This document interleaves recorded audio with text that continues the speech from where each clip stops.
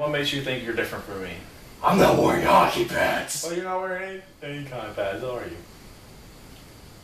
Oh, shit.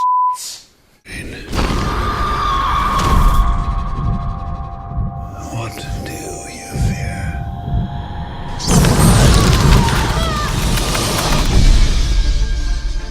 How do you know my name? The world is too small for someone like Bruce Wayne to disappear. Your parents' death was not your fault. My parents deserve justice. I cannot let that pass. If you make yourself more than just a man, then you become something else entirely. Which is? A legend, Mr. Wayne. Marshal Wayne, are you coming back for long, sir? As long as it takes to show the people of Gotham their city doesn't belong to the criminals and the corrupt. Bruce? Rachel? You were gone a long time. I know. Things are worse than ever down here. What chance does Gotham have when the good people do nothing? Where do we begin? A year ago, these cops and lawyers wouldn't dare cross any of you. I mean, what happened? So what are you proposing? It's simple. Kill the Batman.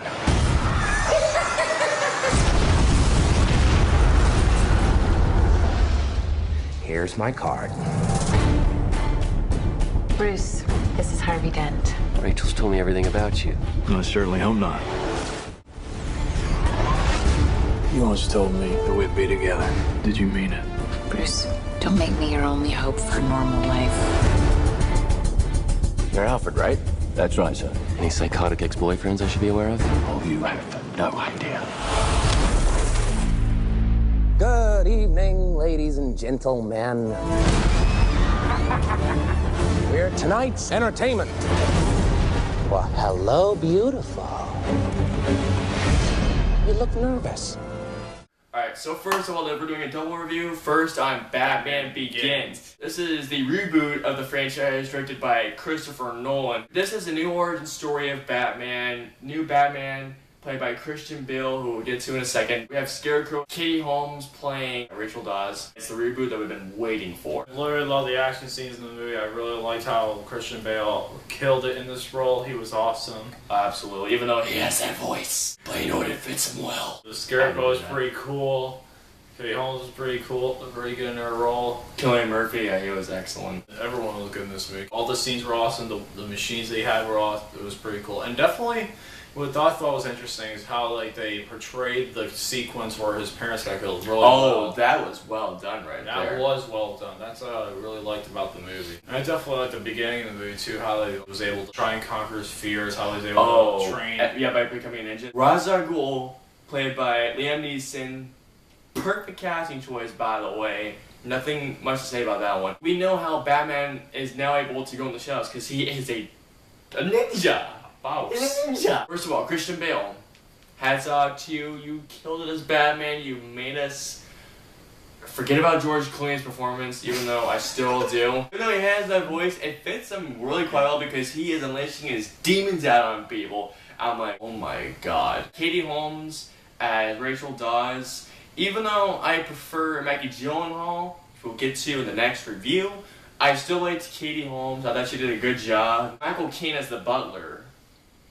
He could have chosen a better Alfred, honestly. He is the best Alfred to put to screen. He has one of those philosophical times with Bruce where he talks to him about the meanings of life and what to do all the time. Cillian Murphy, I do have one little gripe against this movie. And that's that Scarecrow was underused. There's a scene where Katie Holmes takes out a taser and beats him with a taser. All the action scenes are very well done. The direction by Christopher Nolan, flawless direction. The special effects are amazing. And we got a great cliffhanger, The Dark Knight, which was the Joker card. You should have used the Scarecrow a bit more. Other than that, I thought it was an excellent movie. Alright, Lucas and I give this film a 5 out of 5 stars. Now a review for The Dark Knight.